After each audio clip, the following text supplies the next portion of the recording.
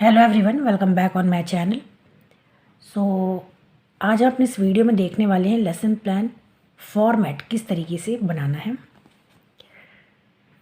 ठीक है, तो लेसन प्लान का फॉर्मेट इस वीडियो में हम लोग देख लेंगे कि किस तरीके से आपको बनाना होता है। लेसन प्लान बेसिकली एक रिटन फॉर्मेट होता है टीचर के लिए। टीचर को अगर टीचिंग करना होता है उससे रिलेटेड सारे जो कंटेंट हैं वो लेसन प्लान में सबसे पहले टीचर को फिलअप करने पड़ते हैं। ठीक है, तो आपने मेरे चैनल सब्सक्राइब नहीं किया तो सब्सक्राइब कर लीजिए, क्योंकि मेरे चैनल पे आपको बी एड रिलेटेड वीडियो मिलेगी एज वेल एज आपको PDF भी मिल जाएगा। चलिए देख लेते हैं किस तरीके से लेसन प्लान बनाना होता है। ठीक है, तो यहाँ पे आप फॉर्मेट देख सकते हैं। फॉर्मेट बेसिकली इस तरीके से होता है, आप यहाँ पे देख सकते हैं किस तरीके से।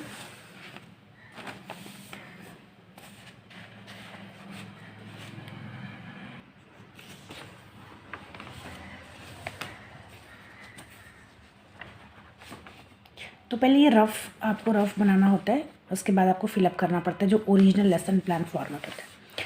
ठीक है, तो चलिए सबसे पहले हम लोग देख लेते हैं लेसन प्लान फॉर्मेट का। लेसन प्लान यहाँ पे देख सकते हैं हम। नेम, तो यहाँ पे हमें लिखना होगा स्कूल का नाम, क्लास जिस क्लास को हमें पढ़ाना है उसके बारे में, फिर उसके बाद में आता है डेट, सब्जेक्ट जो हमें पढ़ाना है, जो भी सब्जेक्ट है, टॉपिक जो टॉपिक हमें पढ़ाना है बच्चों को वो हमें यहाँ पे फिल करना है। उसके बाद यहाँ पे आप देख सकते हैं प्रीवियस नॉलेज। तो प्रीवियस नॉलेज में हमें क्या बताना होता है कि बच्चों को उस टॉपिक के विषय में थोड़ा बहुत जो नॉलेज होगा वो हमें यहाँ पे लिखना पड़ता है। फॉर एग्ज़ाम्पल मैं आपको दिखा देती हूँ। जैसे फॉर एग्ज़ाम्पल आप यहाँ पे देख सकते हैं प्रीवियस नॉलेज। ठीक है, तो यहाँ पे मैंने क्या लिखा है कि स्टूडेंट्स को पहले से ही कुछ फेस्टिवल्स, क्योंकि मेरा यहाँ पे जो टॉपिक है वो है फेस्टिवल्स, तो हमें उससे रिलेटेड लिखना है। बच्चों को क्या मालूम है फेस्टिवल्स के बारे में, उससे रिलेटेड कुछ नॉलेज है। तो बच्चे को क्या नॉलेज है, कुछ फेस्टिवल्स के बारे में बच्चे जानते हैं। Indian festivals like Diwali, Holi, Dussehra, Christmas, ये प्रीवियस नॉलेज में लिखना है। आपको एक और मैं दिखा देती हूँ सैम्पल। जैसे आप यहाँ पे देख सकते हैं कि ये टॉपिक है माय बॉडी, तो यहाँ पे स्टूडेंट्स को बॉडी पार्ट्स के बारे में they are already aware of body parts, they are aware of sense organs also, मतलब सेंस ऑर्गन्स के बारे में बच्चे को ऑलरेडी पता है। तो बेसिकली क्या है, प्रीवियस नॉलेज में हमें ये बताना पड़ता है कि बच्चे को इस टॉपिक के बारे में थोड़ी बहुत जो नॉलेज है वो क्या क्या जानते हैं। ठीक है, अच्छा अब प्रीवियस नॉलेज हो गया। अब जनरल एम, जनरल एम में हमें बताना होता है अब 1 2 3 4 कितने पॉइंट ऐड कर सकते हैं। जनरल एम में हमें बेसिकली बताना होगा कि बच्चे को हम बेसिकली क्या बताना चाहते हैं और जो हम टॉपिक पढ़ा रहे हैं वो बच्चे के लिए कैसे हेल्पफुल होगी।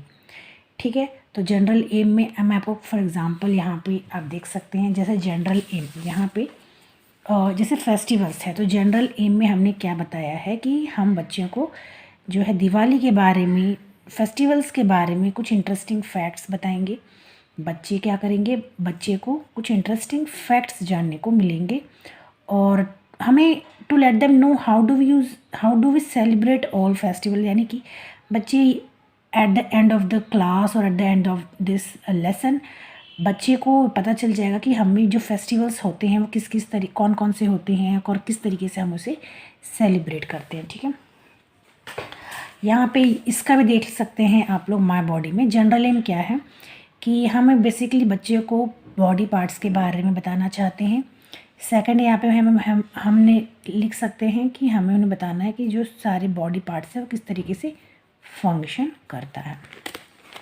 ठीक है, तो इस तरीके से आप लिख सकते हैं। उसके बाद स्पेसिफिक ऑब्जेक्टिव्स आप देख सकते हैं यहाँ पे स्पेसिफिक ऑब्जेक्टिव्स।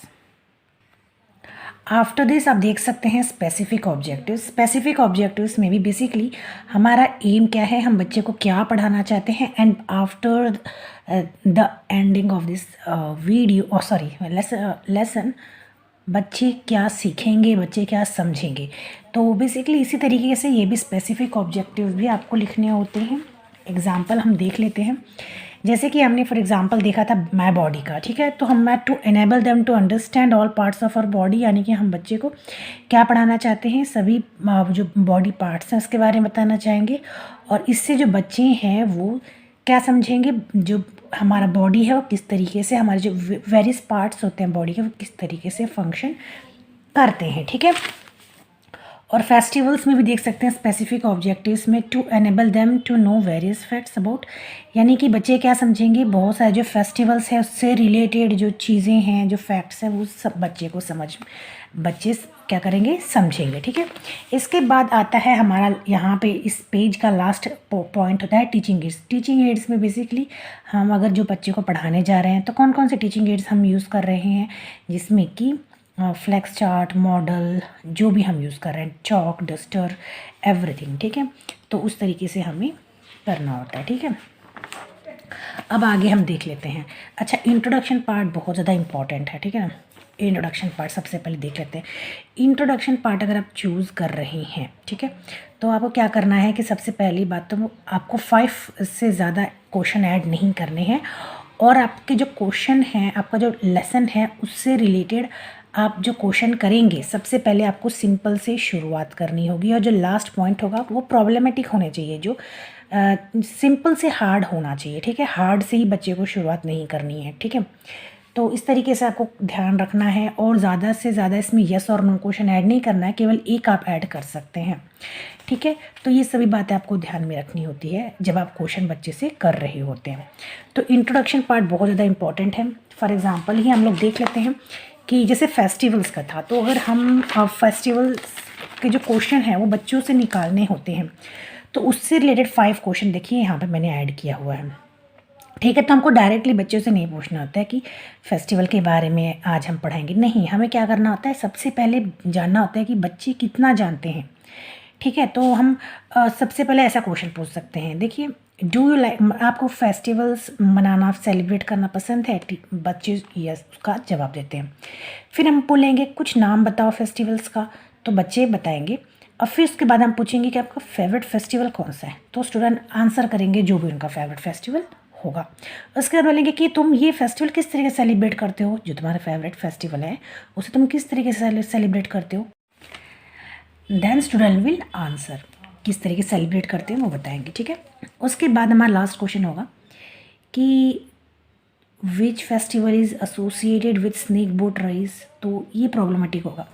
उसके बाद हम बताएंगे कि ठीक है, आज मैं तुमको फेस्टिवल्स के बारे में कुछ फेस्टिवल्स के बारे में आज मैं आपको पढ़ाने वाली हूँ। तो इस तरीके से आपको जो इंट्रोडक्शन होता है ना, वो बच्चे से इंट्रोडक्शन क्वेश्चन पूछने होते हैं। तो इंट्रोडक्शन क्वेश्चन के यहाँ पे कुछ आप ऑब्जेक्टिव स्पेसिफिकेशन भी देख सकते हैं, ठीक है। तो इस तरीके से आपको इंट्रोडक्शन क्वेश्चन बनाने पड़ते हैं। इंट्रोडक्शन क्वेश्चन में मैंने आपको क्या कहा, 5 से ज़्यादा क्वेश्चन ऐड नहीं करने हैं। यस और नो क्वेश्चन केवल आप एक ही इसमें ऐड कर सकते हैं, ज़्यादा यस और नो क्वेश्चन आपको ऐड नहीं करना है, ठीक है। उसके बाद जो क्वेश्चन थे वो सिंपल से हार्ड, सिंपल से डिफ़िकल्ट की तरफ जाना चाहिए, ठीक है। और लिंकेबल होना चाहिए, एक दूसरे से लिंक होना चाहिए। ये नहीं कि हम फेस्टिवल का क्वेश्चन पूछते पूछते बीच में एकदम डाइवर्ट होकर कोई और क्वेश्चन पूछने लग जाए, नहीं, उसी से रिलेटेड होना चाहिए। ये जो क्वेश्चन है इससे रिलेटेड है, ये क्वेश्चन मतलब लिंक है, एक दूसरे के साथ लिंकेबल होना चाहिए, ठीक है। तो जब ये प्रॉब्लमेटिक हो गया तो उसके बाद हमको स्टूडेंट से क्या कहना है, तो फिर हमें क्या करना है, हमें अपना जो टॉपिक है उसको अनाउंस करना होता है, ठीक है। जो हमें इधर पे लिखना होता है, जो भी हमारा टॉपिक है, हमें क्या करना होता है, फिर हमें बोलना होता है कि today I am going to teach you this topic, जो भी टॉपिक है हमारा। उसके बाद हमें बोर्ड पे वो टॉपिक लिखना पड़ता है, ठीक है। तो इस तरीके से करना है, यानी कि हमें टॉपिक पहले बच्चों को नहीं बताना होता है, पहले हमें 4-5 क्वेश्चन पूछने होते हैं उससे रिलेटेड, और जब लास्ट वाला जो प्रॉब्लमेटिक क्वेश्चन जो होता है उसके बाद हमें बच्चों को बताना होता है, ठीक है। उसके बाद ही केवल टॉपिक हमें लिखना होगा। आगे देख लेते हैं।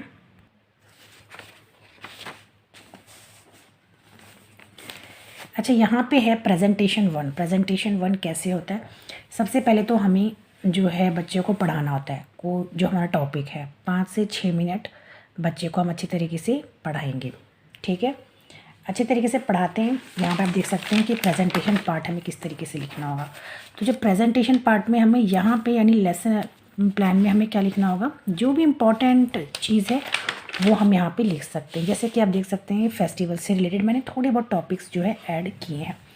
यहाँ पे मैंने फ़ोटो भी बनाया हुआ है, ठीक है। तो इस तरीके से क्या करना होता है, हमें लिखना होता है थोड़े बहुत जो इंपॉर्टेंट टॉपिक्स है। जैसे कि अगर साइंस हो गया तो साइंस में जो भी इंपॉर्टेंट फॉर्म डेफिनेशंस हैं जो भी है वो हमें यहाँ पे लिख सकते हैं। उससे रिलेटेड एक्सपेरिमेंट जो है वो हम यहाँ पे ड्रॉ कर सकते हैं, साथ ही बोर्ड पे भी हमें ड्रॉ कर सकते हैं, ठीक है। उसके बाद क्या करना है, जब हमने 5 से 6 मिनट बच्चे को पढ़ाया तो उसके बाद हम क्या करेंगे, उससे रिलेटेड क्वेश्चन बच्चों से पूछेंगे। यहाँ पे आप देख सकते हैं लिस्ट ऑफ क्वेश्चन, ठीक है ना। और यहाँ पे ये जवाब कौन देगा, ये जवाब स्टूडेंट्स देंगे, ठीक है। तो यहाँ पे जो है हम साथ ही जो प्रेजेंटेशन हम जो बच्चे को पढ़ा रहे हैं तो हम बीच ही बीच में क्या करते रहेंगे, जो इम्पोर्टेंट जो टॉपिक्स है, डेफिनेशंस हैं या हार्ड मीनिंग्स, अगर इंग्लिश पढ़ा रहे हैं तो जो भी हार्ड वर्ड्स है वो हमें ब्लैक बोर्ड में लिखना पड़ता है, ठीक है। तो यहाँ पे देख सकते हैं स्किल्स क्या है। तो ये प्रेजेंटेशन जो पार्ट है टीचर ने जो पढ़ाया, उसके बाद टीचर को क्या करना होता है, कोई भी जो टीचिंग एड है उनके पास, टीचर्स के पास, तो टीचर को उसके हेल्प से बच्चे को एक बार फिर से पढ़ाना होता है। लेट्स फॉर एग्जांपल अगर टीचर ने अर्थ के बारे में पढ़ाया तो टीचर को बाद में जो मॉडल हो गया, ठीक है, मॉडल अगर टीचर लेके जा रही है तो एक बार अच्छी तरीके से एक्सप्लेन टीचर को उससे करना होता है, ठीक है। आफ्टर दैट यानी 5-6 मिनट के बाद जो टीचर ने क्वेश्चन पूछा हर चीज़ के बाद फिर से प्रेजेंटेशन टू, यानी द सेम प्रोसेस अपनाना पड़ता है। जो रेस्ट पार्ट होता है टीचर पढ़ाती है और सेम प्रोसेस यहाँ पर आप देख सकते हैं, सेम प्रोसेस, ठीक है, टीचर को रिपीट करना होता है, ठीक है। ये भी ब्लैक बोर्ड वर्क आप देख सकते हैं, ठीक है। तो इस तरीके से प्रेजेंटेशन 1 प्रेजेंटेशन 2 हमने अभी देख लिया। उसके बाद इधर आता है हमारा रिकैपिटुलेशन पार्ट। रिकैपिटुलेशन पार्ट में क्या होता है बेसिकली कि हमें जितना भी हमने पढ़ाया ओवरऑल उस सभी में से हम 5 क्वेश्चन, मैक्सिमम 5 क्वेश्चन रिकैपिटुलेशन में हम पूछ सकते हैं, ठीक है। 5 क्वेश्चन, मैंने यहाँ पे केवल 4 क्वेश्चन ऐड किए, आप 5 क्वेश्चन तक पूछ सकते हैं और ये बच्चे आंसर उसका देंगे, ठीक है। और ये लास्ट पेज आप देख सकते हैं, हमारा लास्ट पेज है एप्लीकेशन एंड इवैल्यूएशन। तो एप्लीकेशन एंड इवैल्यूएशन में क्या होता है कि हमें ज़्यादा से ज़्यादा maximum 5 fill in the blanks हम दे सकते हैं बच्चों को, ठीक है। 5 फिल इन द ब्लैंक्स आप यहाँ पे लिख सकते हैं, जैसे कि यहाँ पे आप देख सकते हैं 5 फिल इन द ब्लैंक्स मैंने ऐड किया हुआ है, ठीक है। अब यहाँ पे देखें तो होम असाइनमेंट, तो बच्चों को बाद में एट लास्ट मतलब जब हमने पढ़ा दिया तो टीचर को क्या करना होता है, बच्चों को होम असाइनमेंट भी देना होता है, जिससे कि टीचर को समझ में आता है कि जो मैंने पढ़ाया वो बच्चे को कितना अच्छे से समझ में आया, ठीक है। तो ये हमने देख लिया फॉर्मेट कैसे बनाना होता है लेसन प्लान का। लिंक चेक कीजिए, आप डिस्क्रिप्शन बॉक्स चेक कीजिए, सभी लेसन प्लान के लिंक्स आपको मिल जाएंगे, प्लेलिस्ट आपको मिल जाएगी, ठीक है। ठीक है, मिलते हैं नेक्स्ट वीडियो में। Till then bye bye and take care.